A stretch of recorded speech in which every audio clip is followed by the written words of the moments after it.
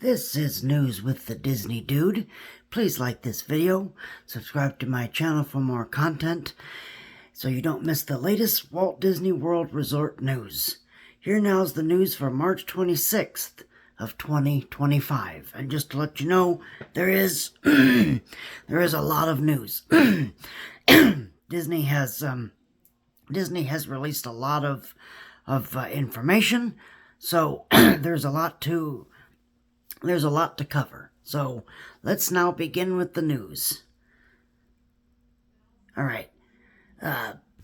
Story number one is Disney files construction permits for new Buzz Lightyear Space Ranger spin sets at the Magic Kingdom. The attraction will close this August and will reopen in 2026. I think this is fantastic. This is great.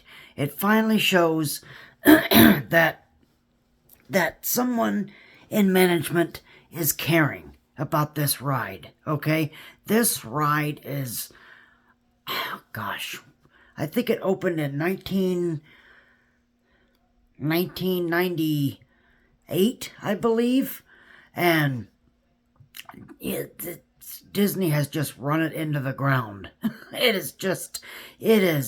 is really, really bad. They've done little to the maintenance of the ride. It is just crumbling upon itself. I've only done the attraction just a couple of times, but it is really showing its age. It's really showing its age. You can definitely tell that is a 90s ride, because it just feels like it. All right.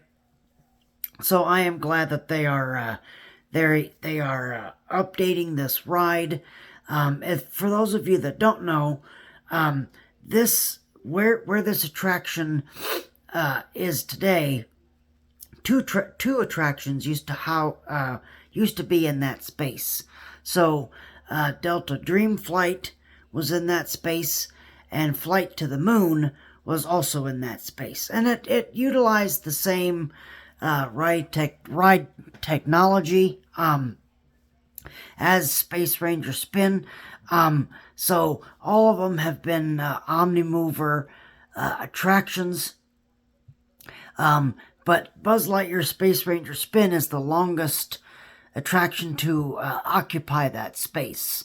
And it's every time I go in there, which again is only a couple times, it's not a ride that I always do at the Magic Kingdom.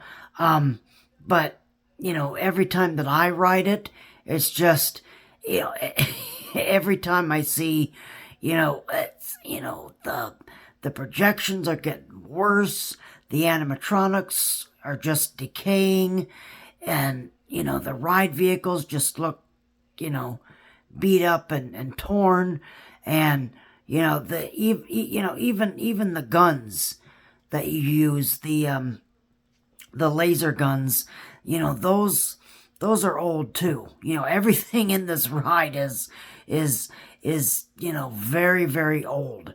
So I am very happy. I'm very glad that they are going to update this attraction and bring better cutting edge technology into this ride, because this ride really needs it. Really, really needs it. So I'm glad that Disney is finally showing the initiative that they're going to take care of this ride.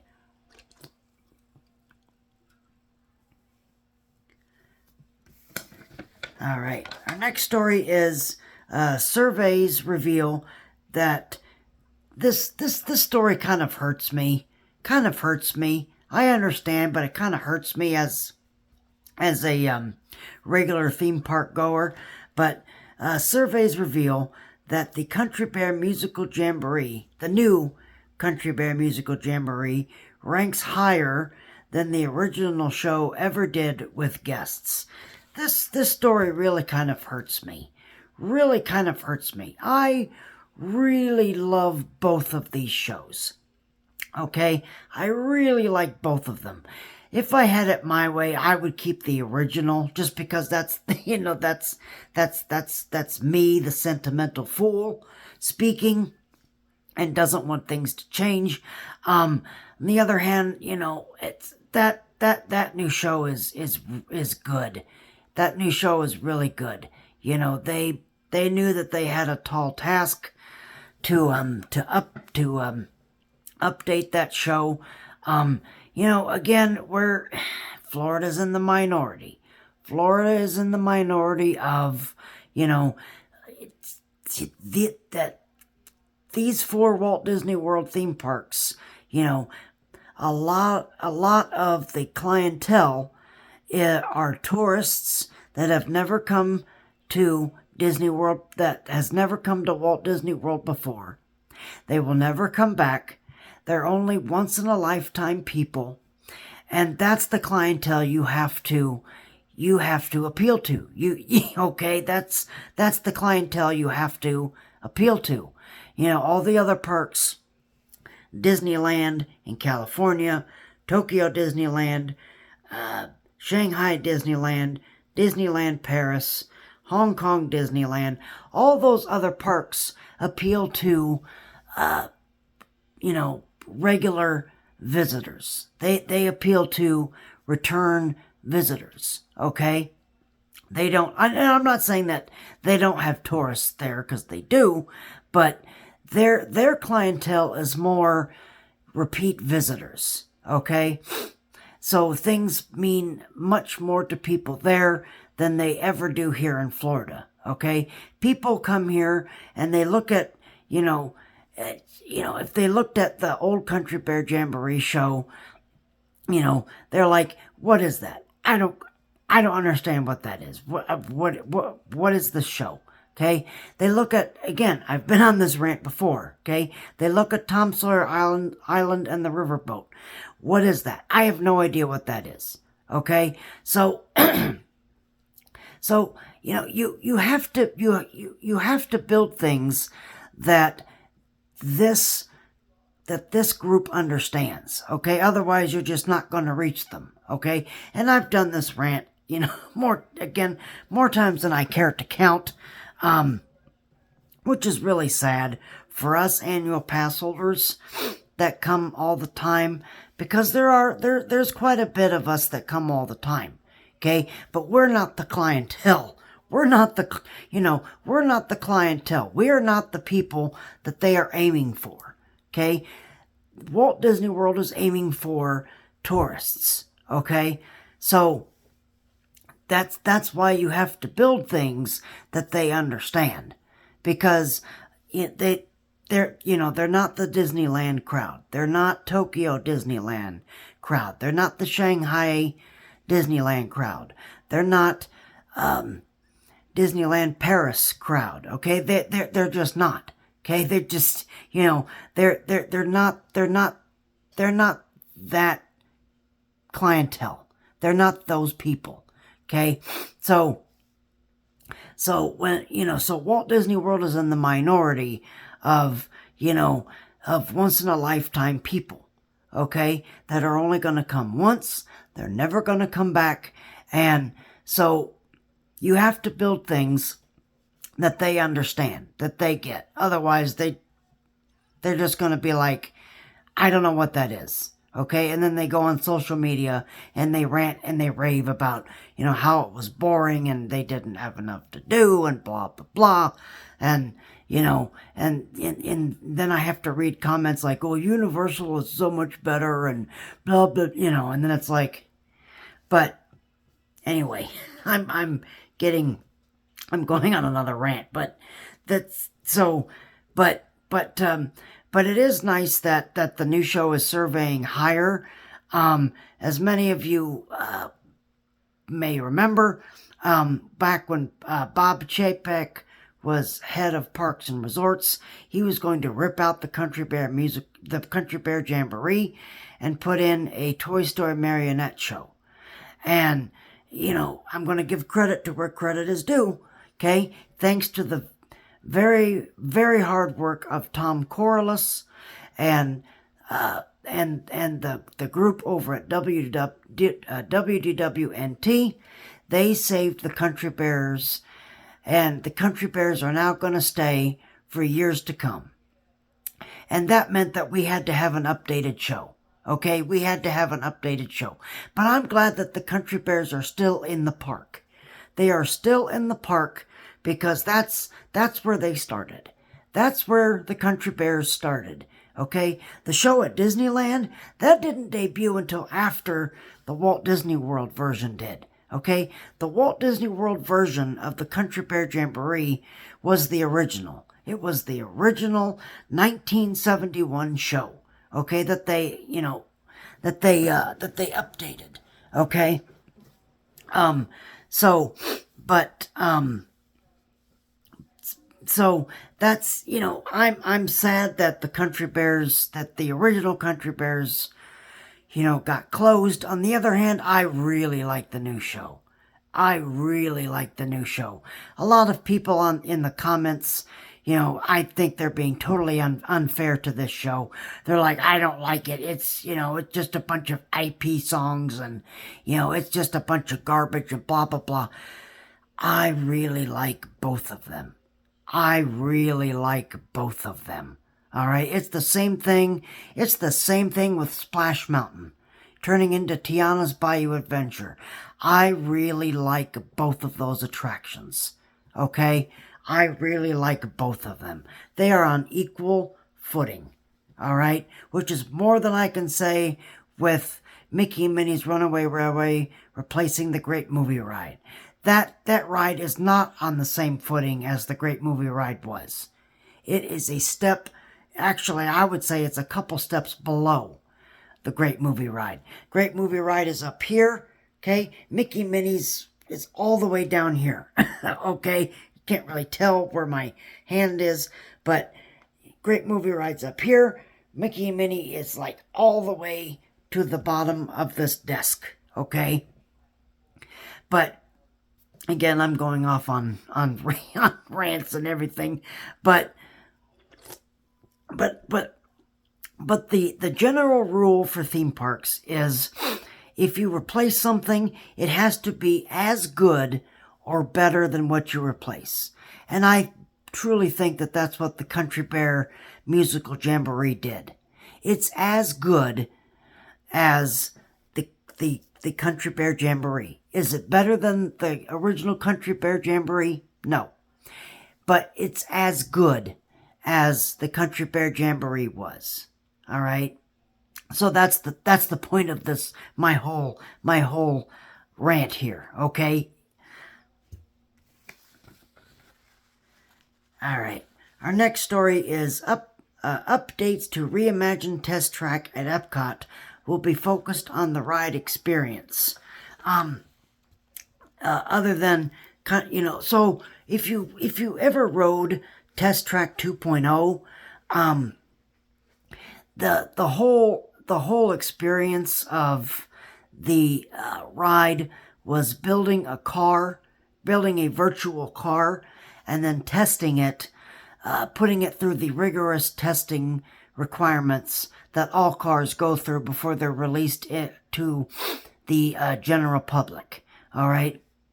It's not necessarily a bad thing. I'm really interested to see what this new version is. Because as much as Test Track 2.0 was okay.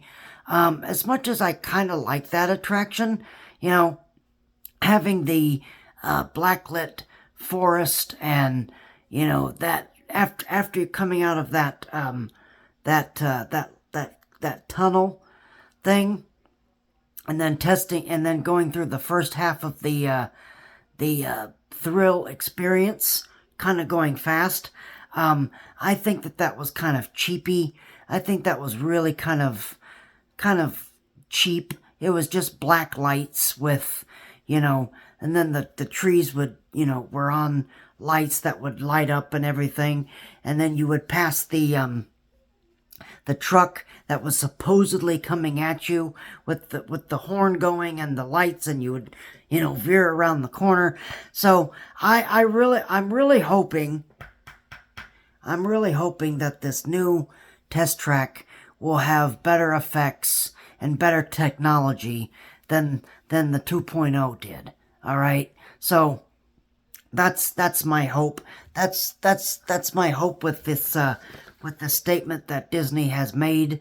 So it's nice to know that they are focusing now on the ride part of it, much more than kind of building your own car and then kind of test driving it, if you will. So the ride was kind of secondary to making your own car. Making your own car was primary, and the ride was secondary, which I think was really kind of sad, because that's not what Test Track was about. Test Track was about the experience, but that second iteration didn't really do that. So I'm hoping that this third iteration of the ride will be much more of an overall greater experience than the second version of the ride. Okay, which again goes back to if you replace something, it has to be as good or better than what you replace. So the jury is still out on that new test track. So, but when that reopens later this summer, we can go and ride it and give you our review and what we thought about it. Okay. All right. Our next story is Zootopia Better Zoogether is going to reuse. Excuse me. Is going to reuse some existing theater effects from It's Tough to Be a Bug. So if you remember, after Hopper arrived and he berates us and everything, and he called the Black Widow spiders to jump and attack us, and then there was that fog effect, and then the spiders would drop. I assume that the spiders are going away, but maybe that means the mist is going to stay. Will the benches move and stuff? We don't know. But they are reusing some of the effects from It's Tough to Be a Bug in this new show. What those effects are, we don't know. But I would say I'm 95% sure that the mist effect will be reused. Anything else, I don't know. Not really sure. We're just going to have to keep our eyes and ears open for that. But the mist effect, I am really sure that they're going to reuse that for this new show. All right. Our next story is Disney Starlight Nighttime Parade has been delayed until later this summer, so we still have no opening date.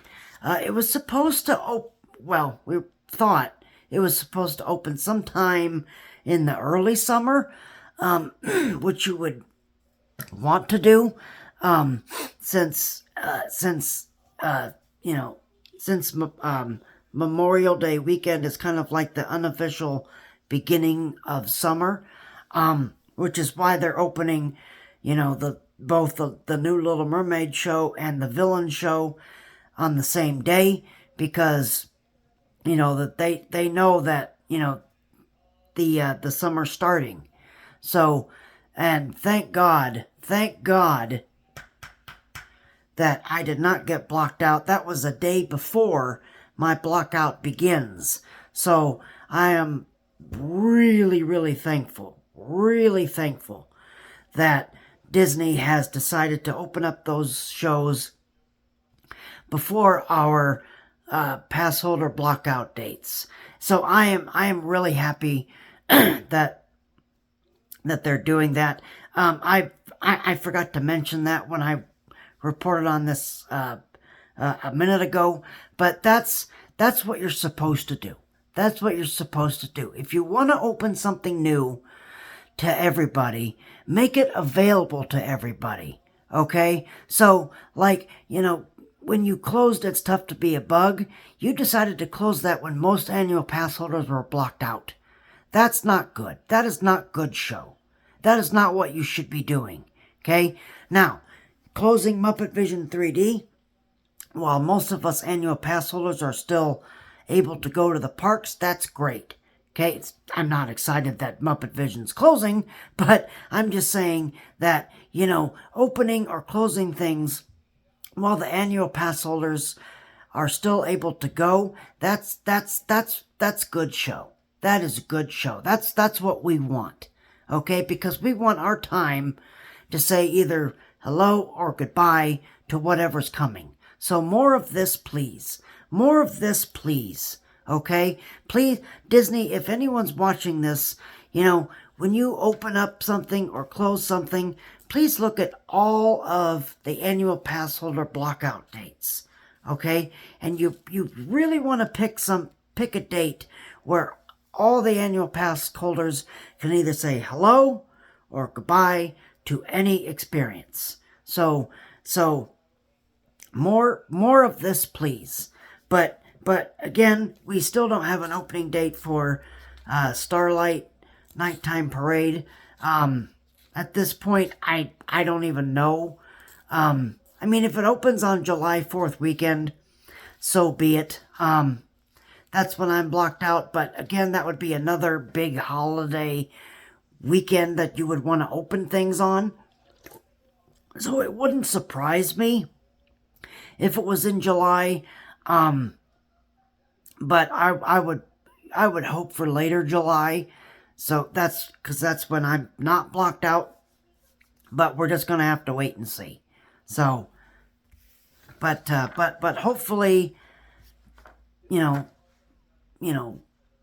later this summer, hopefully that'll happen. And it doesn't end up getting delayed until next year. All right.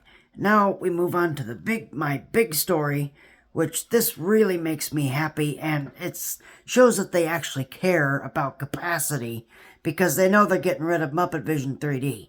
So they want more capacity at Disney's Hollywood Studios. But an opening date has now been revealed for both Disney Villains Unfairly Ever After and The Little Mermaid, A Musical Adventure. They have announced an opening date, which is May 27th of this year, which is great, which is fantastic. That is right before Muppet Vision closes. So like I said, that they were very smart and realized that, hey, we're closing Muppet Vision 3D. We're going to be down an attraction. We need other things to do in this park. So I am really glad that they were smart and they paid attention, and they were like, you know what? We can open up 2 new shows that's going to add capacity to this park before Muppet Vision 3D closes, which is great, which is fantastic. So again, more of this, please. If you're going to close something, especially at a park that was not built for rides like Hollywood Studios, if you're going to close something, then make sure you have something slated to open before you close something. So this opening up two new shows right before Muppet Vision closes, I really applaud them. I really applaud them for doing that, because somebody paid attention and somebody cared enough to say, you know what? We're getting rid of Muppet Vision 3D in early June. Let's get those new shows ready to go before that early June closing date. So I'm really happy that they did that. I will be there the very first day that they open. So expect videos from me. I probably won't be in the first shows, because, I live over an hour away, so it's probably going to be midday when I go to see those. But expect videos very soon. Expect videos very soon. All right. Now we move on to a weird story. This is kind of a weird. This is really odd, really weird. We've obviously all heard of, guest behaviors and everything, but this is not a guest behavior. I don't know what happened, who did this. This was obviously a prank. We don't know who did this, but this is just bizarre. This is bizarre. But, so, figures of unclothed ladies were discovered in the German tiny village, where the train is, right by the bathrooms at Epcot. So if you see that giant train area, and it's really right by the bathrooms, like literally right by the bathrooms. Someone put a couple of figures of naked women in the set. That is bizarre. That is bizarre. I have never heard of anyone doing anything like that. I would assume this is some kind of prank. Look, people, this is Disney. This is Disney. This is where families come, okay? Putting stuff like that, okay, is not a good idea. That is not a great idea, okay? Take that somewhere else, okay? Do something else with your time other than, defacing property, okay? Because that's what it is. That's what they did. That's what they did, is they defaced Walt Disney World property by putting two figures of naked women. Now, granted, they were small because they were, figures. So you probably had to look at them really closely. But somebody noticed it. Somebody noticed it and was like, I don't think those should be there. That doesn't look good. That's out of, and then they had to get closer, and then they realized they were naked, and they were like, let's call a cast member over really quick so we can get this taken care of. But this is, when I saw this story, I was like, at first I thought it was a joke. I was like, what? No, that can't be real. That can't be real. And then I looked into it and I'm like, oh my God. I was like, holy crap. So I was just floored. I was floored. So people, don't do that. Please don't do stuff like that. That is totally unacceptable behavior anywhere, much less Walt Disney World, okay? So please do not do that, okay? But that is bizarre. That is bizarre. Okay, just when I think I've heard and seen everything, this story like this comes out and you're like, holy crap. Holy cow. Like, can it get any more crazier than this? Okay, I'm just waiting to see what the next story is. Okay, and believe me, there are a couple other stories that I didn't want to report on because they were a little odd. Okay, but you can find those online. Okay. All right, I think this is a great idea.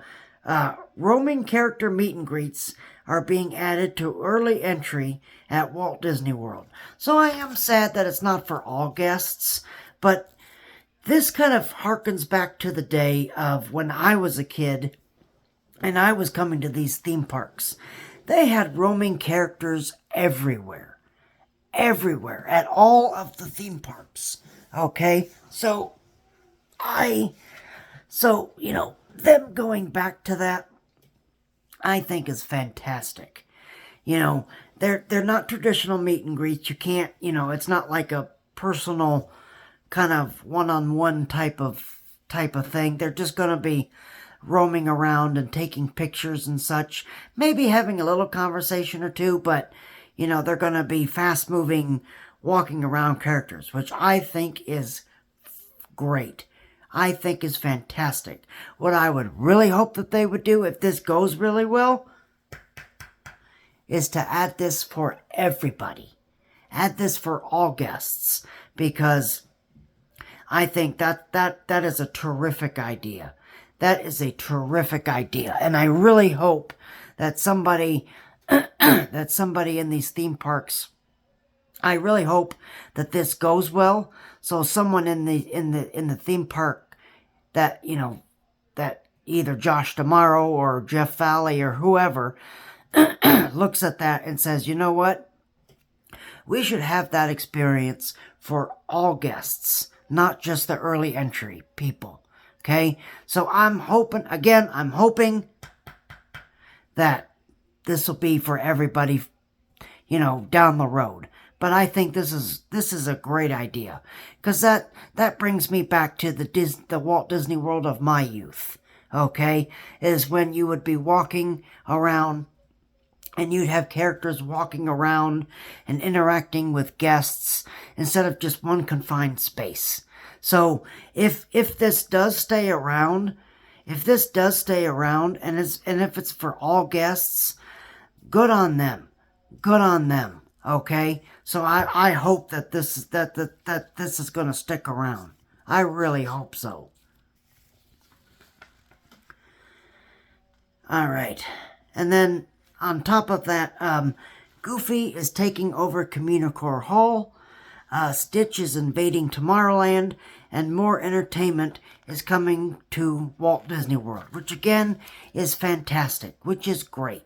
Okay? You need that, okay? It's not like Disneyland where they're cutting all of their entertainment because they're money hungry, okay? So they're cutting all of their live entertainment. Okay, they've done that here. Now, don't get me wrong, they have done that here. I will forever be sad that they got rid of oh, now I'm blanking on the name. Why am I blanking on the name? Oh my gosh. The theater troupe in Hollywood Studios. Why am I blanking on that name? I'll think of it. I will think of it. But when COVID hit, that of course all the entertainment went away, and when the entertainment started to come back, they were missing from Hollywood Studios. And Disney never brought them back. And I think that was really sad. That was a really sad point in Walt Disney World history where they were like, we're gonna permanently get rid of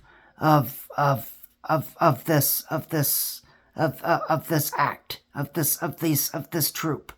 Okay? Which is really, really sad. Citizens of Hollywood. That's the name I was thinking of, okay? You know, them getting rid of the Citizens of Hollywood, I think was the worst move that they could have made in that park, okay? That was the worst move, other than getting rid of the Great Movie Ride. That was one of the worst moves that they have, and getting rid of Muppet Vision 3D. I think that was one of the worst decisions they have ever made. And I miss that act. Even to this day, I miss the Citizens of Hollywood.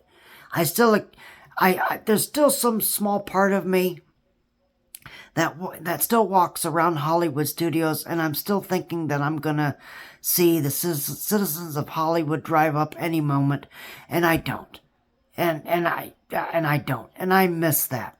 I miss that terribly, and I think that was a huge mistake to get rid of. But it is great that they are bringing more entertainment back to these theme parks. They're bringing they're bringing more and more entertainment back to the theme parks, which is fantastic. So I applaud them. I really applaud them. Okay, I think that's great. And our last story is the Prince Charming Regal Carousel Popcorn Bucket, which I showed you on the channel, is now sold out at the Magic Kingdom. It is completely gone. There is no more. So, and I even said that this was probably one of the best popcorn buckets I have ever seen, because this is Tokyo Disney style level of popcorn buckets. I mean, it lit up. It, it was like a music box. You turned the key and it played music and it lit up, and it was fantastic. That bucket is great. So when I even showed that on my channel, I was like, more of this, please. More popcorn buckets like this, please, because this is Tokyo Disney level popcorn bucket, and that is fantastic. So again, I hope that they come out with more popcorn buckets like this, because that was great. That popcorn bucket was great. So I understand why it's all sold out, because that was the best looking popcorn bucket I think that they have done for quite a while. So if you didn't get one, I'm sorry, but you're just gonna have to look at photos from now on. But I love that popcorn bucket. I really do. So it's definitely one of the best ones. But there you are. There are your stories. If you like this video, please hit that like button. Please subscribe to my channel for more content. Again, I have a new show out called More Disney. Still playing around with the name. I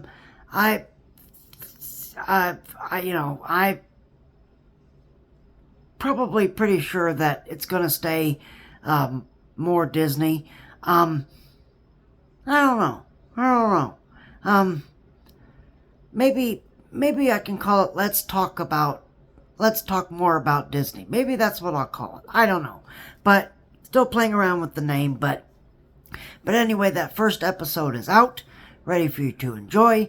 The second episode, which is coming out soon. I have chosen a topic, and it is are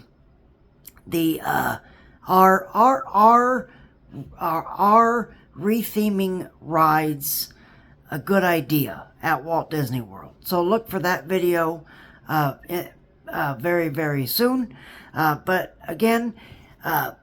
please check out that first video where I go into more depth of, is Disney losing the theme to their theme parks?